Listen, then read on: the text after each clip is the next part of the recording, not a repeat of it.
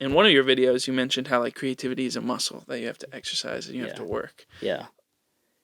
How do you like go about that? Obviously, you write on your windows is one part, but like tell me a little bit about your process. Dude, I think it goes back to, the concept of my mother and bass. It's like, and standing in that church pew. yeah, like, the importance of practice. Like I believe wholeheartedly in intentional practicing. Like you have to put in hours. You wouldn't go to a gym and do one session and expect to be ripped. Yeah. Like, so I believe creativity is the same thing. And I think sometimes as creatives we think just because it's creativity can be so free flowing and almost water like that we don't have to give it that hard tension. But I think the really good creatives, whether that's film or music, they operate well under pressure because I think they've been pushed and they train themselves to maintain well under pressure. But they can also be free flowing and have those regulatory moments where everything is a little calm. And so I practice whether it's like writing every day, whether it's reading, whether it's watching a new type of film or movie, or and even the thing I've had to challenge myself is live life. Like that's because I'm definitely obsessed with what I do, so I can be in a room 16 hours and work. But like, okay, in order to practice my craft and that work that muscle even more, what stories are in life that I can interact with? But I think it's creativity is a muscle, so you got to work it every day in some way, shape, or form.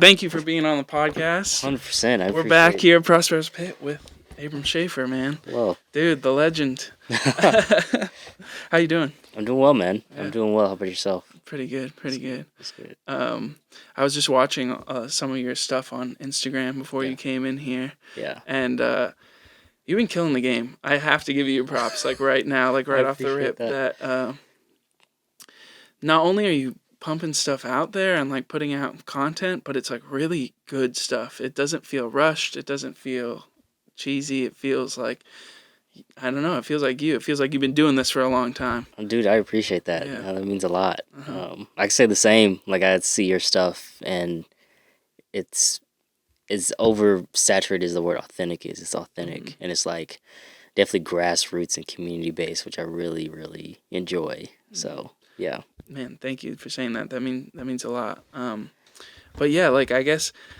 in your words, what do you do? Oh gosh. That's such an interesting question.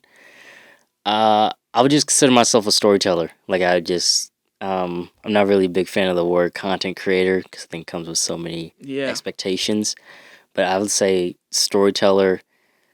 That goes under like musician, writer, cinematographer. I think a guy, man, I don't know. So yeah, I kind of put them in all those things. Yeah, because that's like one of the things that I want to talk to you about most, and I feel like we talk about it all the time, is that word content creator. Yeah. And that's how, I was just saying how it's nice to have a someone who knows themselves around the business, which is like you're a filmmaker as well as a storyteller, but you know your way around cameras and audio equipment. And I think we both can agree that we think of ourselves as filmmakers, storytellers, before whatever a content creator is. Yeah. But that's not necessarily what the rest of the world thinks. Yeah.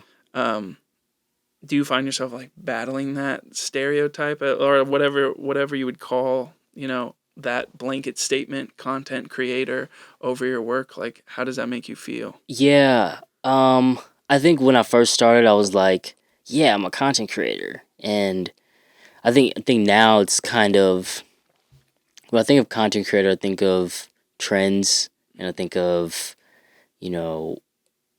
um, I think of the lack of innovation. I think of like just repeating a cycle of things that have worked, and I think when I hear it now, I'm like, I'm not really a content. Yes, I'm putting out things in the social media realm that could be considered content, but I think it's art. So you know, I don't know. I just that's a very interesting question. I definitely think it's my perspective has changed over time, Yeah. and it's sometimes hard to battle that because it's so everyone in the mom is kind of a content creator now. Right. So, but I don't want to kind of be in that mix if that makes sense. Yeah. Yeah. I mean, has it changed since you published Jazz is Dead? Um, that's a good one. That's a good one. I think I think my perspective was shifting a little bit before that, but that video definitely changed the way that I approach um, concepts and storytelling, like mixing them with things that aren't normally talked about. Because I know before that I was just doing, you know, just talking to camera stuff, and it seemed a little to me it seemed a little amateurish, but I didn't know which direction I was going. And that was the first one. I was like, let's dive into a concept, and it had some like cinema background to it. You know, I'm talking about Whiplash and La La Land and the Yeah. connection. And I think after that moment, I was like, I think this is storytelling, just in kind of a different kind of sense, if that makes sense. Right. Yeah. Yeah. Right. Um, yeah. If I guess if there's people who haven't, let me shut you out real quick. Yeah. Yeah. Yeah. If there are people who haven't, I really recommend you go to Abram's page and go to your Instagram page. 3 cameras staring at us, brand new. Let's go, season 3. Um, but yeah, it's your most popular video, most liked. I think you're sitting at like 50,000 right now, which Yeah. is Yeah. that's really remarkable. It Dude. really like what is that like? Like sitting there and knowing because one, your work is so you. It's so genuine. You're so much like there is no separation Yeah. of your work from who you are. Yeah. And yeah, one, I think it's really brave, but also like, what does that make you? How does that make you feel about like, 50,000 people have not only at least probably more. I've seen your work and Yeah. and showed love to it. So that happened randomly. Like I put it out, and I was seeing normal numbers, and then random one day, I look at Instagram and it's blowing up, and I'm like, it, it, it was like a taste of something that I don't think I want to taste again. Really? Yeah, because it made me feel anxious. I was like, I opened it, and then I noticed I was like checking it all the time. Like how many people are following, how many people are commenting, and then seeing the comments and seeing like, okay, well you really didn't get the point of the video, and by some of the comments, and some people were just like, I want more. I want when you coming out with the next. So it's like, or can you do a spinoff? And I don't do spinoffs of so it was just weird, and I was like, I don't think I want to go through this anymore. And I have my IG notifications off, Yeah. so I was just constantly opening it up. But I think it showed me I had to like kind of sit, because I think in those moments you hear a lot of people like, you gotta take advantage of the opportunity. So what does that next piece of content look like? What is and I was like, okay, do I want to repeat the same thing or talk about jazz again? I was like, I'm just gonna put out what I already had planned. If people rock with it, they rock with it. If they don't, they don't. But I think in the midst of that, I kind of saw it was like an aha moment of like, I think I just got better in my craft. Yeah. So forget the numbers. It was hard to do that because like I was getting a lot of DMs, a lot of messages, and but at the end of the day, I was like, I don't know if I want to have this happen again. So yeah. That's so interesting. That makes me think back to the difference between like a filmmaker and content creator. Like only 10 years ago, 15 years ago, like that experience that you had is unheard of. Yeah. Like, imagine Martin Scorsese like putting out a film and instantly getting reactions to it, like in his pocket, just like everywhere. You know, you're just buzzing off like the charts, and I can't help but feel like that does change the approach. Yeah, it changes everything. Yeah, and for me, like I kind of like you were saying, it makes you anxious. It kind of makes me anxious, but almost like, you know, nervous, maybe even like afraid of what like I want to do and where it feels like the market and the industry is heading. Yeah. Because, you know, like, yeah, I started on my journey as a storyteller, as a filmmaker, because of movies and things like La La Land and Whiplash, and those are what inspire me. Yeah. And, you know, that's what I want to make, is like I want to make a long form piece that, you know, people go spend their time with, digesting it, and then sharing it, you know, sharing their experience, but like amongst close ones, or, you know, like that intimate feeling of going to the movies and digesting a story with like a group of friends. Yeah. It's you know, it's kind of, that's taken away for immediate like interaction with people from social media. Yeah. I think it's definitely like a double-edged sword, because I think while social media can help you build a craft and build the consistency within a craft, I think it also is easy to fall by the wayside of like mediocrity and being like, you know, I've gone viral a couple times, it's going to keep on repeating until something happens, something bigger happens, and that I think that's when, you know, money comes in, brand deals and all that stuff. And I think, you know, that's part of the rose-colored glasses of that. And you know, there's no point in taking risks anymore, because I have all these people that already love what I do. So why am I going to try something new, or, you know, try a different camera, try different angles? I'm just gonna keep on repeating, because that's gonna bring the eyes and the money in. That's just like one of my hot takes. But yeah, I mean, and you know, I know that experience of like kind of like waiting for something bigger to happen with your art.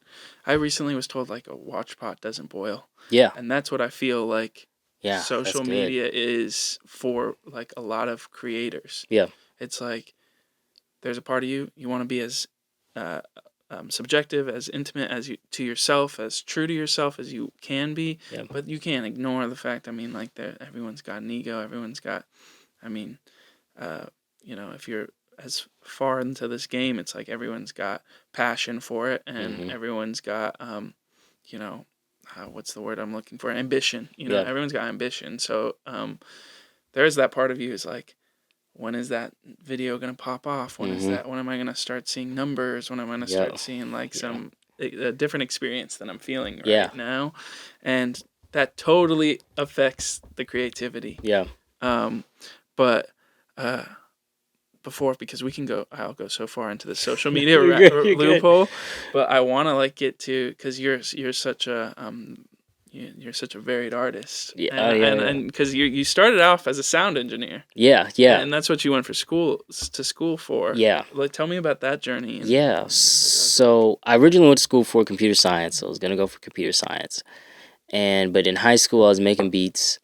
You know, just like recording a friend here and there or whatever, and then got to school and started making like kind of good money from making beats. And I was freshman year, you know, all my friends kind of left, but I was noticing in the computer science classes, I would like sneak the headphone through my ear and I would be making music. So I was like I already knew kind of how to work sound a little bit. I was like, okay, what if I just go down this path a little bit more and see what happens? So I changed my major, and fully like went into the sound engineering. I wanted to be like a music producer. That's what I wanted to be, and I wanted to be in the studio 24/7. And it was something about being in the studio, and I also played bass, so you know, it was kind of just a part of that. And I started like connecting dots and seeing there's so many holes that music wasn't being either utilized or are really just being utilized to its best potential. So like I noticed that within like marketing, and that's kind of where like my view kind of started to skew, and then started learning about content, filming, and all that stuff. But like it really started with me making beats in computer science class, and I was like, and it was boring too, so I was like, I'm not doing this. Yeah. Right.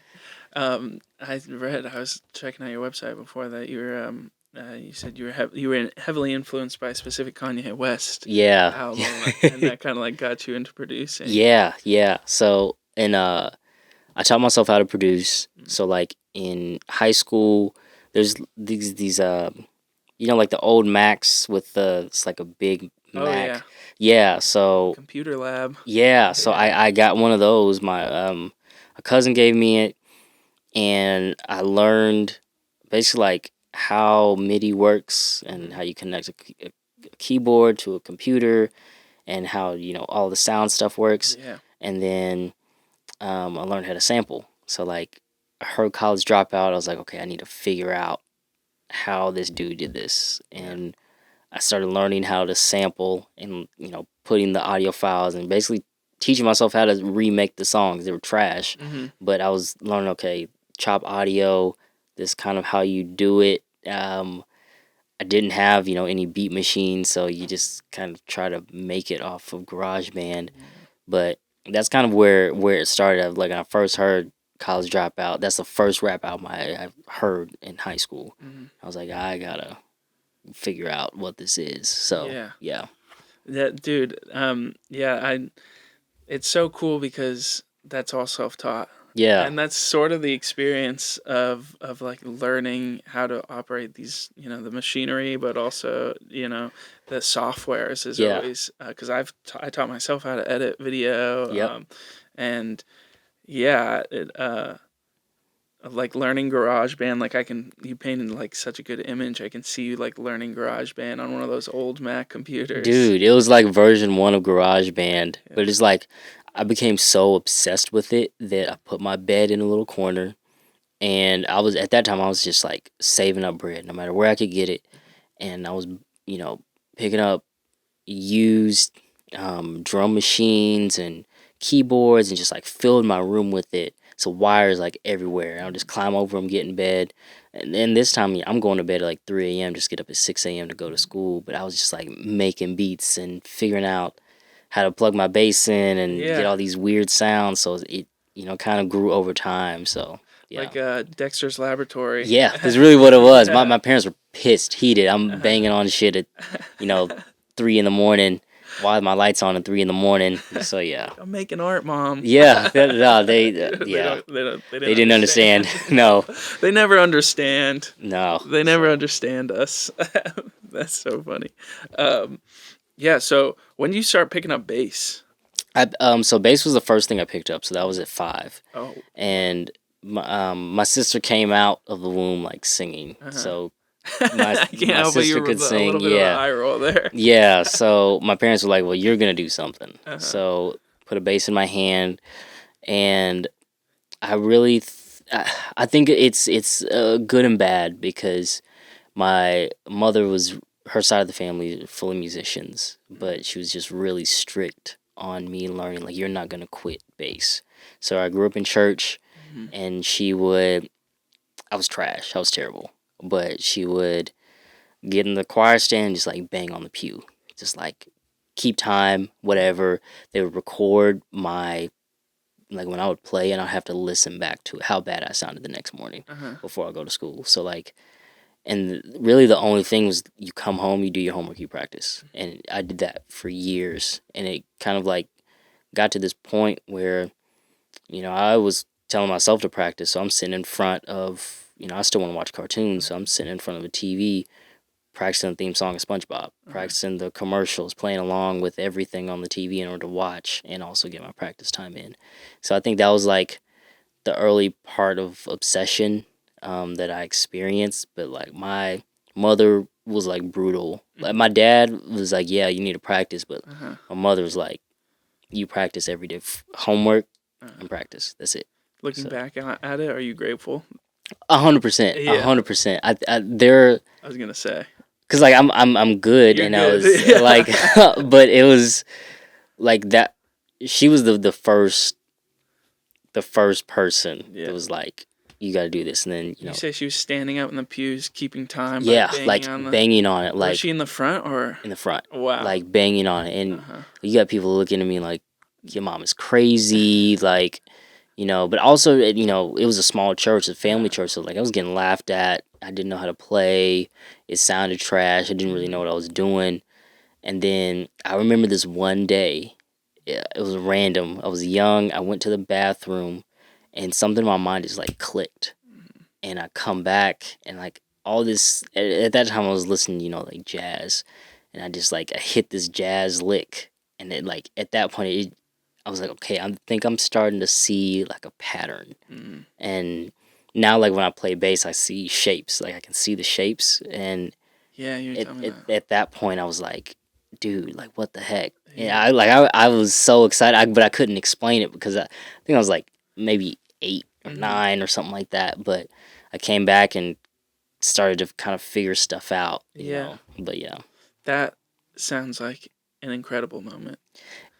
it felt good. It felt rewarding because like I was practicing so much and nothing was clicking, and then this small little piece clicked, and this like whole. Do you remember the piece? No, I don't. I just like I remember it was just like a scale, like a scale that it's like a pentatonic scale that you often hear in gospel and blues and stuff, and it's used in gospel a lot. And like it was just hard to do the fingering, and but that day it just like I saw it and I was like, bro, and that's all I did for for I don't know how long, sure. But and then just kind of started building from there. Yeah, so, yeah. That's amazing. What was I gonna ask? Yeah, well, I know that most musicians that come out of gospel, come out of the church, are usually like some of the best. Yeah. That's something that I've noticed. And as someone who has never, like, I've never felt that moment where it clicked, because like I've tried to learn the guitar, but I've always just, I've quit before it clicked. But so that moment sounds like so satisfying. It makes me want to get back into it and try and get Dude, I think it like I've noticed that click in just other areas because I think from a young age I was able to pick up patterns and seeing like patterns on the bass made me. It helped when learning like filmmaking and storytelling. Yeah. So like in filmmaking or even just editing, like when I taught myself Final Cut, I was like, okay, there's a pattern in how you and you can manipulate the pattern as much as you want. It's like that's even how I develop the scripts and concepts because like I'm breaking everything down to this like micro level and figuring out themes and putting them together, and it's like, okay, there's a pattern here. Yeah. Now I gotta rebuild the pattern. Right. So that's just something I think that moment was the first time I recognized it, and then just kind of it bled into other things as I got older. Yeah. Like that's what I notice, what I can pick up when I'm editing. That's where I feel like even though I'm like can't play an instrument, it sometimes feels like the editing is the instrument. Yes. It's the drum, it's the jazz. Yeah. You're keeping the beat like the whole time. Exactly. And that's where it's like when filmmaking, we talk about pacing all the time. Yep. Like pacing of a scene. Yep. And that is what it feels like. That pattern you're talking about is like just pacing and rhythm. But you were talking about how you see shapes when you play. Yeah. Talk about that. What is that like? Yeah. So like they're all kind of connection points. So I'm seeing more like triangles, squares, and like little zigzags. Mm-hmm. So, and it just shows me kind of like the pathways of where I'm going. So, I was taught like, every song has target notes. So, if you have the major scale, do, re, mi, fa, sol, la, ti, do, the major, and in a song you might go from an A to a G to an F. Like those are the target notes. Now how you get to those notes is all on you. So I can go A, do all this crazy stuff, to go to the G, do all this other crazy stuff, and then go to the the F or whatever like that. So when I'm thinking and learn the fundamentals of the song, I'm like, okay, I know this scale. I can do some crazy stuff, go to this note, do some other stuff to make it more like flavorful. Um, and I think it's at times like the shapes can kind of like get overwhelming but other times it makes sense and it makes things easier because it gives me more creative ability to hit those target notes per se. But like even one thing I do is like write on my windows, and those are like you talked about like pacing and all this stuff, like those are the target notes, like the themes and the big moments that you want in a scene or in a piece. I put all those on my windows. Like those are huge bubbles. Okay, those are the target notes. Now how do I get to those target notes? So it might be, oh, like I saw this shot from this movie. I'm gonna like replicate this. That might be a little outlier scale, but I'm still getting to the target note. So they're like those target notes kind of keep me in line because those are the foundation of the song. The song is a story or whatever like that. So yeah. So when you say shapes, do you mean images? Yeah, so like in music I'm seeing shapes like Okay, yeah, but story is like images. So like in my head, if you ever seen like a mind map, like that's what I see. Okay. So like I'm seeing the main circle with all these little branches. Yeah. So like that's how I rally everything into this central thing. And that's how it helps me write. It Right. helps me. Yeah. Yeah. I love the image of you writing on your windows. Yeah. Does that change? Have you noticed like the difference when you're writing on your ideas on like a whiteboard or something compared to your windows? Yeah. Like there's like a smoothness of my window with the markers that I choose. Yeah. But it like I did that like started doing it like a year and a half ago, and I think that really changed like the way that I like process information. Because I'm definitely the type of person like I need as much information as possible so I can build it back up. But like, you know, I just kind of still cleaned off my windows now, but like during the summer, everything, even the bathroom window, whatever window was in my apartment, everything was filled because like everything kind of had a different story or idea or a thought, so like it needs to be written down, and I'll take a picture of it, put it digitally, but it needs to be yeah. Well, just thinking about it, like when you write something down on a just solid surface, and there's nothing coming back at you but the words. But through a window, you're seeing your mind's like also interacting with what's behind the ideas, and the concepts. It's that's you're almost like you're almost like creating in between dimensions. Yeah, it's a little trippy. Yeah, it's a little trippy. That's really interesting. Yeah, because that's sort of something that like I always like was always wondering while watching your stuff is, you're clearly just a creative individual, like innately. I mean, I would argue that all human beings are creatives, but like you are you like came in already at a height where it's like you needed to create some capacity of your life. Yeah. But in one of your videos, you mentioned how like creativity is a muscle that you have to exercise and you have to work. Yeah. How do you like go about that? Obviously, you write on your windows is one part, but like tell me a little bit about your process. Dude, I think it goes back to the concept of my mother and bass. It's like and standing in that church pew. Yeah. Like the importance of practice. Like I believe wholeheartedly in intentional practicing. Like you have to put in hours. As you wouldn't go to a gym and do one session and expect to be ripped. Like, so I believe creativity is the same thing. And I think sometimes as creatives we think just because it's creativity can be so free flowing and almost water like that we don't have to give it that hard tension. But I think the really good creatives, whether that's film or music, they operate well under pressure because I think they've been pushed and they train themselves to maintain well under pressure. But they can also be free flowing and have those regulatory moments where everything is a little calm. And so I, you know, I practice. Like whether it's like writing every day, whether it's reading, whether it's watching a new type of film or movie, or and even the thing I've had to challenge myself is live life. Like that's because I'm definitely obsessed with what I do, so I can be in a room 16 hours and work. But like, okay, in order to practice my craft and that work that muscle even more, what stories are in life that I can interact with? But I think it's creativity is a muscle, so you got to work it every day in some way, shape, or form.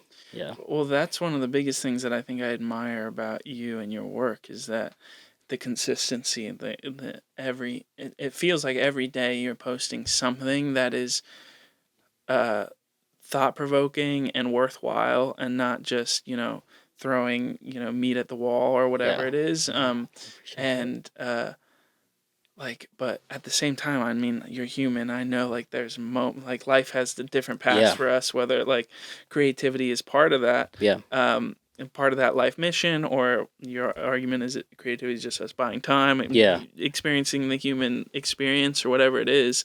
Life has its ups and downs, and sometimes, like for me, like those downs really reflect my level of creativity. Sometimes I don't want to do anything. Like I want to lay around. I want to, whatever it is that I need to do. How do you like pick your, where do you find yourself, organically picking yourself back up? Or is there something like, hey, I've noticed that I'm feeling down and my creativity has suffered because of it. I should do this, and this. Like, how do you deal with those ups and downs? I think a part of it is I try to look at the down moments as like it's the stories that we kind of want to overlook in our journey. Like, but I've been trying to make a conscious effort of what's the story in me feeling down, and like how can I make that to create in order to make me feel up. So if it's like I'm dealing with heartbreak, there's definitely times like I don't want to create because my heart is heavy. Why is my heart heavy? Like, is it because I got rejected? Is it because I feel like I'm not good enough? Like, so, and even if that's not being put out, like I'm not putting that out, like I'll still create something, whether it's me writing or like a melody or something that I see in my head, but it's like taking those deep vulnerable moments that I would try to sleep away or suppress or whatever like that. Let me put it out and just see what comes of it. Because I do think like those moments, there are themes within those moments, and then those things make us into whatever person that we want to be. So why not like acknowledge it in a creative way? Yeah. And that's a really interesting look at that, because you were saying like just a little melody or something in your head, that's creative. That's you being creating. Like even those vulnerable stories, those negative stories, those false realities that you live in an anxious state of. Like even that is like creation. It's creating. You're creating a false narrative. You're creating like a something that isn't existing, and it creates this feeling inside of you. And acknowledging that as creation. And almost like, because it feels good to create the good stuff, the stuff you're proud of, right? But the stuff, like creating the stuff that you're not proud of, the stuff that doesn't make you feel good, acknowledging that and being like, I'm still, this is as much a part of me as the good stuff. Dude. It's the shadow self. It's the shadow. It's to the light, and that is a really interesting way of looking at it. I honestly haven't looked at it. I just like, and it's something I've had to learn because I suppress things easily. Like I'm just gonna work. Like I'm gonna work to put it off. But sometimes the stuff that I put out is for me. Like I'm kind of like speaking to myself. So there have been times where I've dealt with rejection, or I put a piece out about male loneliness. Like as a dude, sometimes I feel lonely. How do I express that? And without going the woe is me, but it's really like to the point of acknowledgement, like this is how I feel, and I think this is how other people are feeling too. So like, how can I create one, get that out of me, and also have that level of relatability where other people understand where I'm coming from. Yeah. Yeah. Isn't it wild though? This just made me think when you said that. As a dude, I feel lonely. And it's like, dude, just that we have to express as a dude, that part of that sentence. Feel like, because I wrote a newsletter piece about it, and it's seeing the reactions of people's reactions to guys saying that they're lonely. It's like, oh, just hang out with other dudes, or get a hobby, or I'm like, no, like, 'cause I don't know if you've ever felt it, but when I have felt lonely, it is like this empty feeling. It's like no matter what I do, I still come back to an empty room, empty home. No one's there. Like, so, even recently I've had to ask myself, okay, why am I feeling lonely? Is it the lack of companionship? Is it because I'm kind of maybe mentally or physically drained? Like, why am I feeling lonely? And then what do you do in a healthy way to not even fix that, but just kind of get to a better place? And that's where kind of creation comes in. That's kind of sometimes where those ideas kind of flow. Yeah. You know what? I was just writing something similar about this, and this is why I think I love to write, and I'm a writer no matter what, is that as you attach yourself to the pen, attach yourself to the paper, and it becomes just like stream of consciousness. You get to that point where you can kind of, not only take it all, the whole piece as is, but you can also kind of trim the fat, and like you see yourself going, as a dude, I feel lonely, and it's like, well, why is that as a dude part even there? It's like that right there, that section of sentence carries so much weight. It carries like, what does that mean to be a dude? What does it mean to be like this person who has to clarify before they can just express, I feel this type of way. And then on top of that is like feeling lonely, for me, I will go to great, great lengths to distract myself from feeling lonely. Yeah. To the detriment of other things in my life. Like whether that be like distracting myself with friends, or distracting myself with, smoke or booze or whatever it is, and to avoid that feeling. And I think, there's a lonely, men are feeling lonely. Is there a point to that? Maybe there's a reason that we're feeling lonely, and maybe you're meant to sit in that loneliness, because that is a hard thing to do. Dude, no, that is like, I think, I think silence is a beautiful thing, and I've learned to accept it, especially this year, of like sitting in silence. I think we're around noise all the time, and in the midst of loneliness, and I think true loneliness comes silence, and you have to kind of listen. That's when like the inner parts become loud, and you're forced to listen. So like, when I am lonely, I'll just sit. Like, okay. And, I don't really cry, but those are the moments where, like, you feel like you have to cry, but it's not coming out. But in those moments, it provides, like, clarity for me. Like, okay, just whatever is feeling, just feel. And it's, like, it's good, but it's like you putting all your feelings on Front Street, and you be like, damn, I'm kind of a little messed up, or Abram, you kind of need to get your act together, or whatever like that. But I've learned to appreciate that silence over time, and obviously I'm still learning that that side of it. But yeah, that silence can be yeah. So one of the pieces that I watched when you immediately put it out was that piece on being unable to cry. Yeah. And that actually, I was thinking about that like my entire week, because like I was like, damn, I can't even remember the last time I cried. Yeah.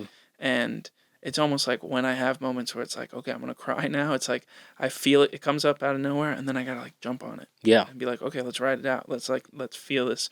Yeah. Because innately, almost, I don't know. I just like like it's so quick. It's so like part of me that I'll bite it back. Yeah. And I'll immediately like get my shit together, like Yeah. you're saying. It's like pull it together and not even allow myself to like feel that. Yeah. But that like carries on, like that weight definitely carries and it transfers on. Yeah. No, 100%. I'm the same way. Like, Abram, get yourself together. Mm-hmm. Like, because you can feel it behind your eyes. Yeah. I'm like, stop. But but I'm scared of the day when it does come out, because how much suppression is coming out in that moment that I could have, grieved on, or could have had that moment, months or years ago. Right. So that's the crying is what I'm still working on, because I still haven't cried to this day. So it's like, but when it does happen, accept it for what it is. And also, I think with, especially with men, it's like there's a level of vulnerability that comes with crying. Yeah. And saying it's okay to cry, and not like be like, oh man, I'm not supposed to, So that's definitely a part that I'm unlearning as well. And it's like, still to this day, like, I'm a dude, I'm not supposed to cry. Like, like, dude, just, you're fine. Just go ahead and do it. Yeah. Well, I think of it like as a dam. Like, I don't know. We'll get real personal. Yeah. As a dam, like I think of it as a dam. Like the water builds up and builds up and builds up until it can't hold anymore, and then you're explode. Like all this stuff is coming out from years ago, or like it's things that you've been holding on to. And if someone's in the way of that, like that's just unhealthy. It's just not fair. And I don't know. Yeah, like trying to like that's what, like having those streams, like consistent small trickles of water, will keep from that dam like building up. And that was good. Yeah, I like that. I like that. I don't know, that talking about this, like that image like came to mind. I've never come up with that. That was good. I really like that section. But what was I gonna say? Yeah, dude. But like that was your storytelling, and it stuck with me through the week. Like, and it's like, what is that? Like, do you ever think about that? Do you ever find like yourself catching that? I don't know. For me, I'll be I wanted to be a storyteller. That's what I want to be. I don't want to be it so bad. I didn't even. There's no really question and questioning like why I'm doing it. And sometimes like I think about, the people who do digest my material, and like that kind of level of influence, because you are low-key an influencer. I don't know if you look at yourself like that, but like that's what I feel like your content is. It's like think pieces, and you're influencing people to think, and kind of like I said, like digest your material. Yeah, I think that ultimately, like, that's what I want. Like, I want people to think. Yeah. It's like, I think there are so many. I feel like with social media, we talk about the same things all the time. Whether it's like relationships, money, kind of superficial things. It's like there's so many other things to kind of bring to the forefront, especially in a like artistic way. And I feel like art has this sanctity to it, where it holds a special place in the world for centuries. So like it's a vehicle. So like why not use this vehicle of film and writing to make you think about, I don't know, is jazz dying? But is more of metaphorical, of course, but or our pride, or the journeys that we take through life. Are we trying to fight with God and not take the journey? Like these are the things that I think people think about, but just like the avenue of putting it out is probably not as accessible, or don't really know how to put the words together or something like that. But yeah, I like the influencer piece. It's like, guys, I think I had to remove like the ego from the stuff that I put out, because for a time I wanted it to be like self-serving. Now, I want to have a career as a storyteller. Right. And but it's like I think you can still have a career and be selfless doing it. Like, so, I kind of had to remove that ego from it and be like, I'm just gonna create. Just however you take it is however you take it. But I do want you to think, and that's why I'm creating it the way I am. Yeah. So yeah. That made me immediately think of your piece. Your arms are too short to Yeah. box with God. Yeah. Was that your line? So that opening line is James Weldon Johnson. Yeah. So, okay. But yeah, I used to. So like when I was younger, that was a speech I had to give every year. Yeah. And that's like I remember the line, young man, your arms are too short to box with God. But I was in Canada for a work trip, and during that time, it was hard for me to walk. So like I got injured in like May, and so my friend Broderick went with me, and we went on this bus, and they were talking about how long the ride was to get to this place, and you see like the vastness of Canada with all these mountains, and just kept on ringing in my ear like, young man, your arms too short to box with God. And I was like, okay, like what things around me kind of work with that. It's like if you're taking a journey, you're taking a ride, and you don't want to go, and you have the aisle, and you're contemplating if you're trying to fight. I'm not trying to go, but it's kind of inevitable. And then music is a really big part. So I heard that that song, Bug Collector, and just the guitar chords, and just like it hit my heart, and it's like that first line.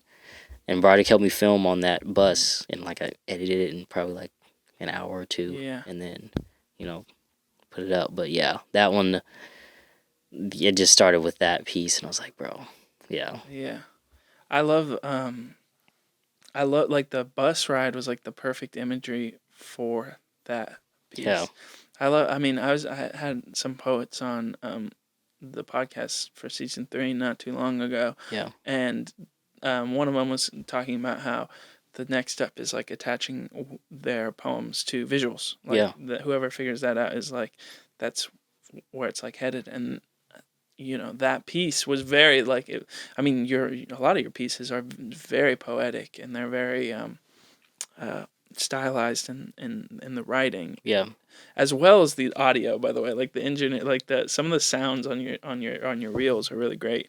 But I loved the bus ride as a visual because I don't know, when I heard those words, because that was actually, I think, the first time I'd heard those words, was my thought was like about my ambition.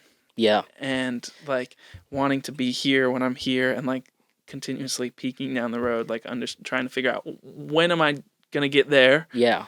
And like that bus ride felt like that perfect little encapsulation of that, of like staring out the window and like, I feel like buses don't get the greatest connotation, although I'm like super pro bus. Yeah. I think, super pro public transportation, but yeah, like the idea of a long bus ride. Yeah. Like no one's like, I'm gonna go. Like, how am I gonna spend this Saturday afternoon? Yeah, I'm gonna go on a long bus ride. No, because that's like because the whole piece is about like the prodigal son, and if no one knows about the prodigal son, it's like this biblical parable where the son, takes his inheritance and leaves home, and squanders his inheritance just to come back home, but he endures so much, and just like reading that as like talking about it as a kid, like you really don't understand. You're just saying it because your parents told you, but like young man, your arms are too short to box with God. It's like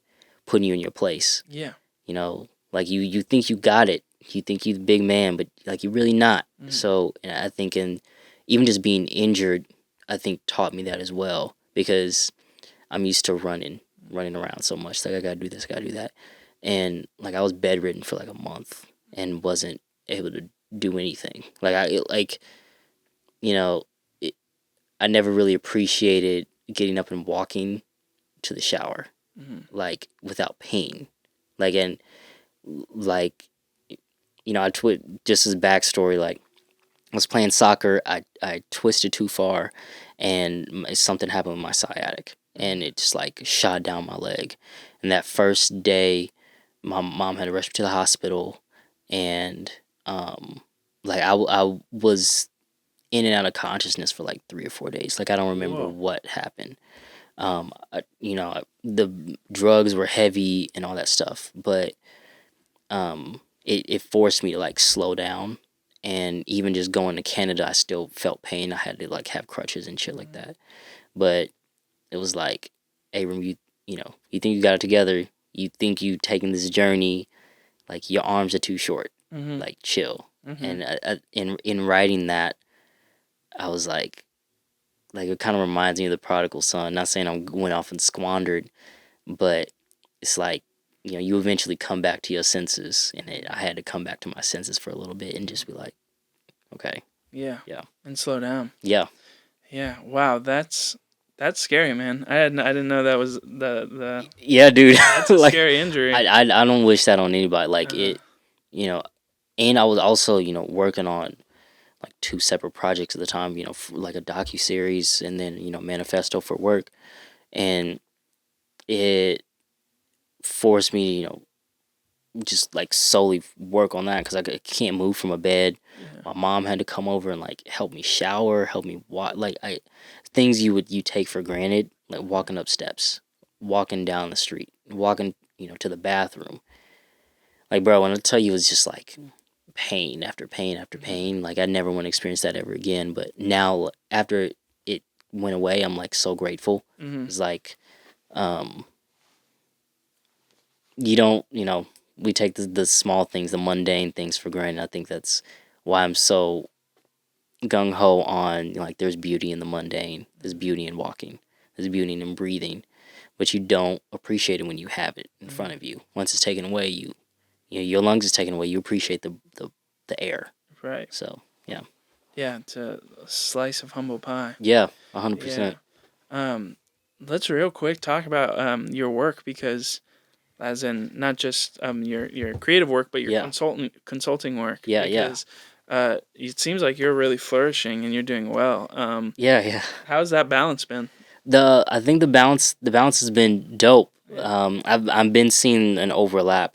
I believe there's storytelling within everything, and I solely work with entrepreneurs, and one of the things I've noticed, you look at Steve Jobs, for example. I feel like he was a really good storyteller,